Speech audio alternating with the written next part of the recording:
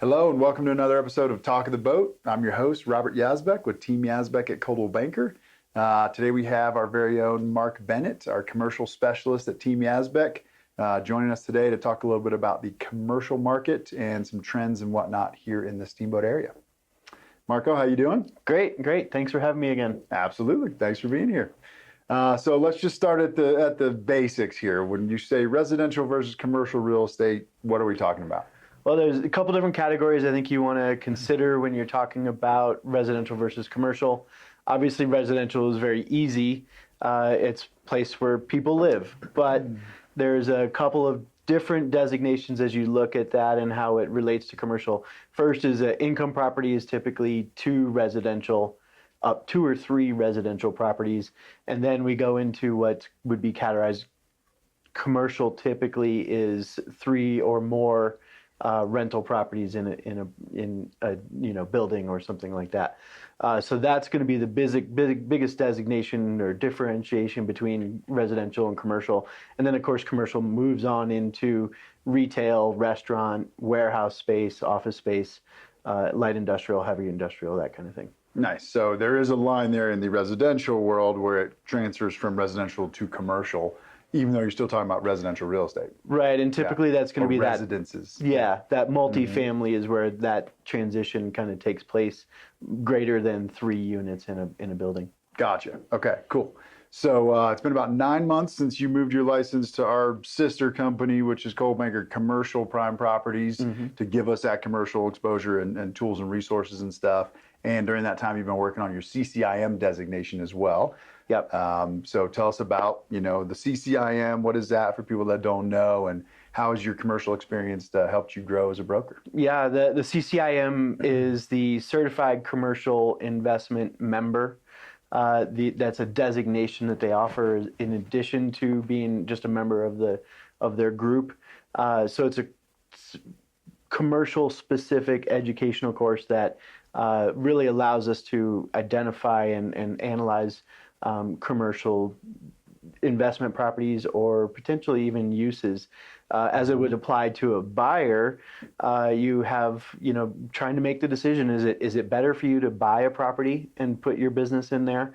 Or is it better to lease it, and have someone else manage the day-to-day and the common area maintenance and all the other things that go along with a commercial property? Sure. So that's one of the analysis that you look at as working with buyer clients.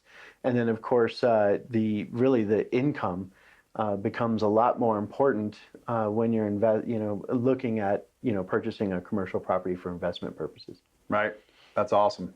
So how has that helped you grow as a broker, just in general? Because you're still doing a lot of residential as well. Yeah. I'd say, my time is pretty evenly split at this point in time.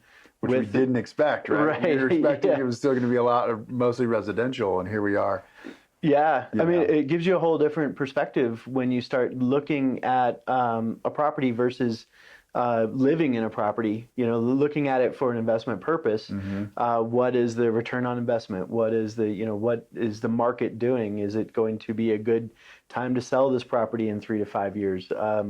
Whereas typically with residential, you're expecting these days anyway, as we saw pre-COVID, post 2008, we saw homeowners staying in their properties longer than ever that in America that we've seen. 7 to 10 years people are living in their properties. Most commercial investments are looking at a 5 to 10 year investment cycle as well. So it just really, I think, broadens your perspective when you start looking at different types of properties and what they might be used for. Yeah, it's neat to watch because I think you're able to provide a much better service to your residential clients, right? Because, in my opinion, every piece of real estate should be looked at from an investment perspective, at least, right? If it's your home, it doesn't necessarily have to be an investment. That's the whole nother show. Right. But to help people, analyze their residential purchases from an, investment perspective is huge, I think. Yeah, I think just looking at analyzing anything like that helps everybody that I work with, I think. I agree. That's awesome. So what are some of the biggest differences in how you serve your clients in the commercial versus residential world? Well, residential is kind of a very emotional purchase, right? It's a lot of times you walk through a property and you fall in love with it. commercial, you may love the property, but if the investment isn't right, the numbers aren't right, and you don't get the return on investment, it doesn't matter how much you like the property, it doesn't make sense on a nuts and bolts numbers kind of analysis. So I think that's the biggest difference is really residential is who likes it the most and who's willing to pay the most. It's really kind of market driven by that end consumer. Investment properties are much more by the numbers, by the book. Almost doesn't even matter what the property is if the numbers work out. Right. Yeah, it's really black and white, right? I mean, it's like commercial versus residential. It's a stark contrast when you look at it that way. Yeah. Especially what's been going on here in Steamboat for the last couple of years, where we've had this emotional, buying frenzy on the residential side. Commercial people haven't done that, right? It hasn't changed, basically. I mean, the analysis is the same, for the most part. Ratios and stuff, yes, and returns, but. And I think the only caveat on that would be an end user. If there's a property that really makes sense for your use, is it light industrial, is it heavy industrial? Then sometimes the numbers can mean a little bit less in that situation. But that's similar to buying a house as well. Yeah. Does it have the home office? Does it have the 3 bedrooms for the kids upstairs in one space, and then the mother-in-law suite downstairs? To give your guests or your family place to come visit. So there is some differences, but those are exactly. Sure. Nice. A little overlap. So what are some of the challenges you're finding working with commercial clients in this market? It's a tiny market. There's kind of 3 centralized retail areas, or 4, arguably. There's the Highway 40 through downtown Steamboat. There's the ski area. There's, around Walmart and City Market. And then there's kind of west of town. So you have a much smaller market than you see in a lot of metropolitan areas. You look in Denver, there's countless different places you can be around greater Denver area. And here it's a much less diverse market. Yeah. So that's one of the biggest things. And when you have a lack of a certain type of property, for example, we've had several clients that we've spoken to who are looking for light industrial type of applications, and there's just no properties that are zoned that are available that make sense for these clients in that type of use. Yeah, it's tricky, right? I mean, it's like some properties don't exist here. Some people come to us asking for a certain type of commercial property, and it doesn't exist.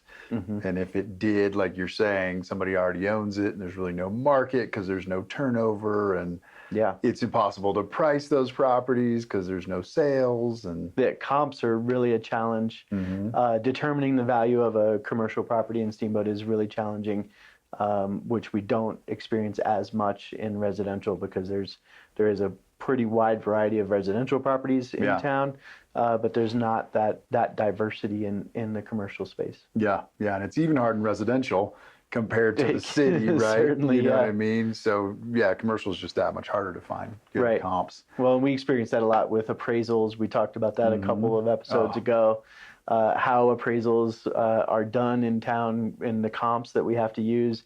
Even in residential, it gets potentially more difficult with commercial properties. Oh yeah, and we've got one commercial appraiser or something in town? Yeah, maybe pretty 2 limited. at any given time? Yeah. Wild. So what are some of the advantages you now have in marketing and selling commercial properties as a part of Coldwell Banker Commercial? Yeah, well, aligning with the Prime Properties Group has given us, first of all, syndication options through Coldwell Banker worldwide. So that's, I think, a big difference is commercial properties and residential properties syndicate differently. And if your license is hung with a residential property or with a residential brokerage, they don't send it to the same places as a commercial brokerage would. So that was the original initial decision that we made, because we were doing enough commercial that it made sense. And even though my license is commercial, it doesn't really prohibit me from helping with residential properties as well. So that's the biggest difference, I think, is that syndication, but then also the networking, being part of the team in Grand Junction, working with brokers who work with other investors around the state. And then, of course, that global reach for getting these properties that we list out to a wider audience, I think, is the key. Mm-hmm. Yeah, that's amazing. It's a big difference. A lot of people don't realize it. As a residential agent, I didn't realize it until we really started digging into it. The differences there would be when it comes to marketing. Absolutely, yeah. I was surprised. I definitely didn't know that was that the world was that different when you start looking at commercial. Yeah, exactly.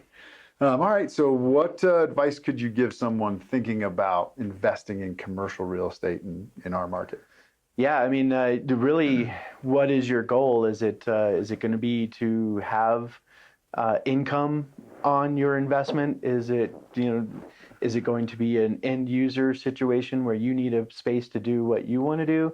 You want to open a restaurant? So having a goal, as we've found in most of life, is probably the most important thing. Having some sort of idea of what you want before you go into it. If you're looking at it as an investment property, is it appreciation or is it cash flow?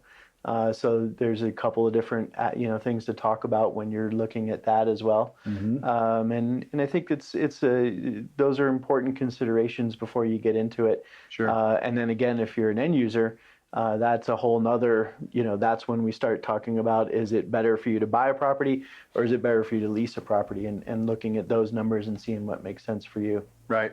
And then as far as the team goes, we talked a little bit about, our syndication on the commercial side. Anything else a commercial property investor should be thinking about as far as who they're going to partner with and that kind of thing?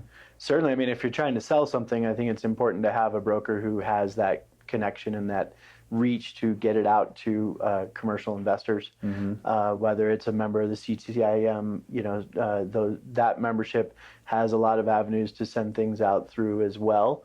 So making sure that you have a commercial broker aligned with a commercial brokerage, and potentially looking at the CCIM or other memberships that person has available. Yeah, definitely.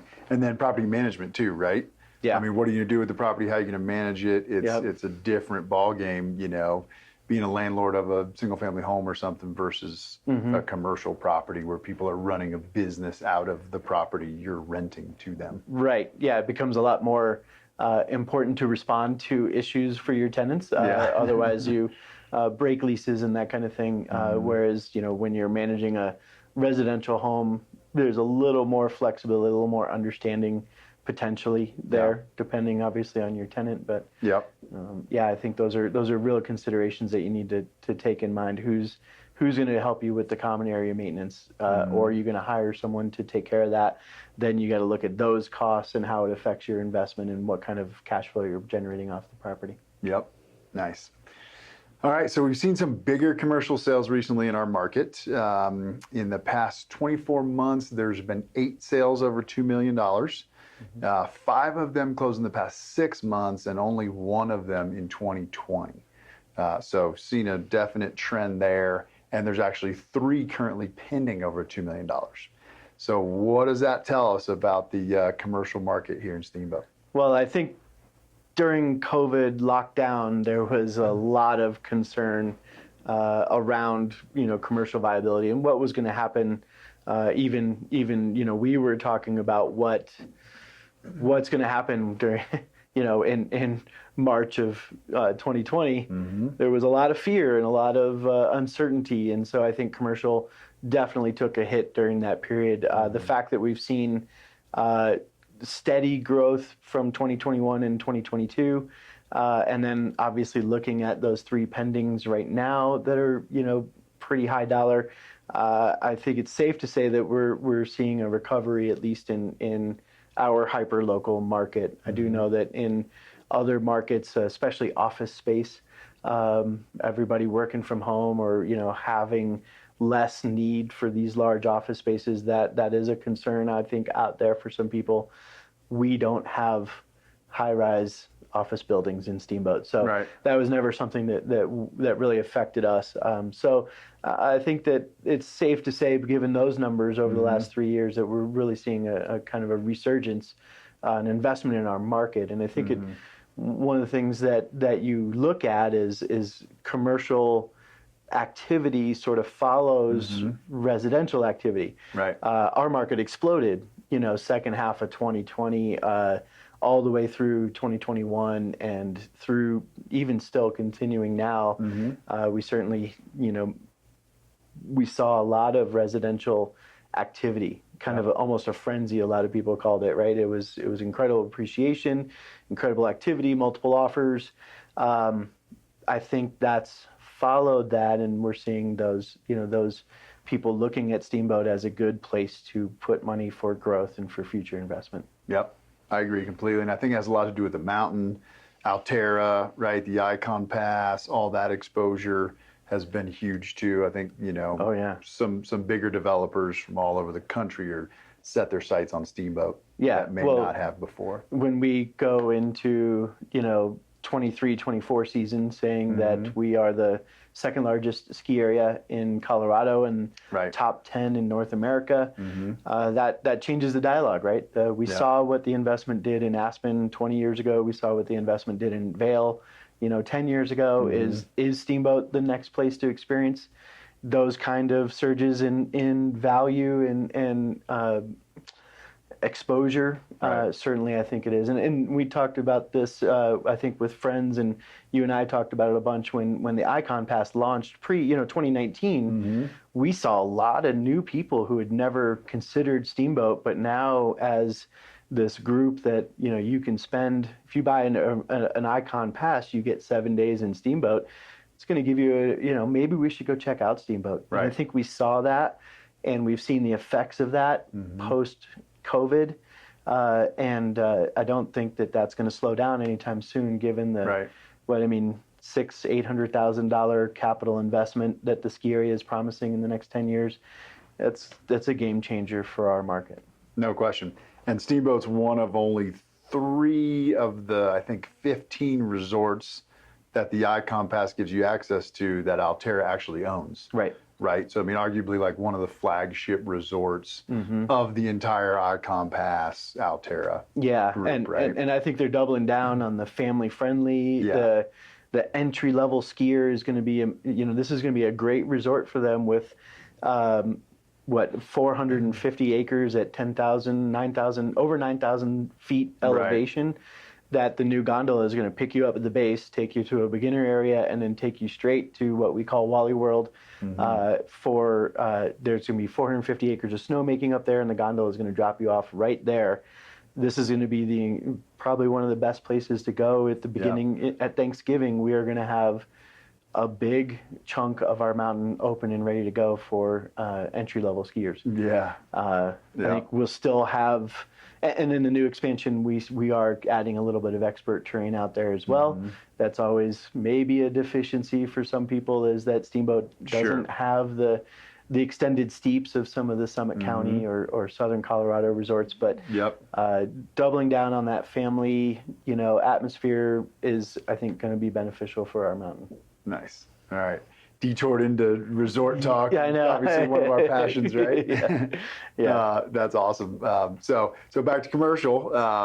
So we got some exciting news to add to this. One of those 3 currently pending listings over $2 million was one of our listings of the Western Lodge on Main Street in Steamboat, which is under contract now after being on the market for just under 2 weeks, listed at $12.5 million.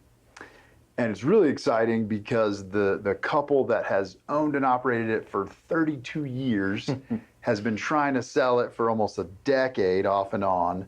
And we think we found the perfect buyers after only 2 weeks on the market this time around. So tell us what's special about that property and how you were able to generate so much interest in the first couple of weeks on the market. Yeah, well, because there was multiple buyers interested in it, right? That being the key. Absolutely incredible response. The fact that we were able to get it out in front of a lot of investors who are looking for hospitality types of property, that was the biggest response, I think, was from that category of buyer. Looking for options for hospitality properties in downtown Steamboat Springs. So that was where most of the interest came from. I think getting it out in front of those investors through the commercial brokerage channels in addition to the other channels that Coldwell Banker provides. That was probably the biggest difference in the marketing side of it. And we talked about the growth of commercial real estate demand in Steamboat. So combining those two things, I think, was the biggest thing. But getting it in front of those right buyers was probably the key. Yeah, that's awesome. And we determined it's really a special property because it's 1.83 acres in whole, and it's 3 properties that make up that. But that makes it one of the biggest property along Main Street Steamboat other than the courthouse. Right. Yeah, and the courthouse is never going to get redeveloped. I mean, the city is keeping that. The county annex is there. So yeah, having that largest parcel available on Lincoln Avenue, the first parcel you see coming into downtown Steamboat Springs from the west. So the visibility, the location, the size of the parcel, the opportunities, the creek running through it is just, I mean, it's really amazing.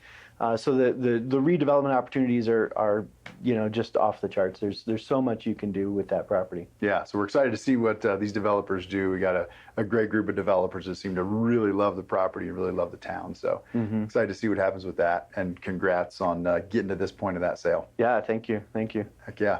Thanks for being here. Appreciate it. Yeah. Thank you all for joining us for another episode of Talk of the Boat. Tune in next week for our next guest. Thank you so much for joining me for another episode of Talk of the Boat. If you enjoy this content, please subscribe, like, and share with somebody else you think might enjoy it. Also, if you have any real estate related questions that you'd like us to answer on the air, please send that to us, either direct message, text, or email, whatever works for you. And as always, if you have any real estate needs that we can help you with, or just questions you'd like to strategize about, whether buying or selling, please contact us. Thank you.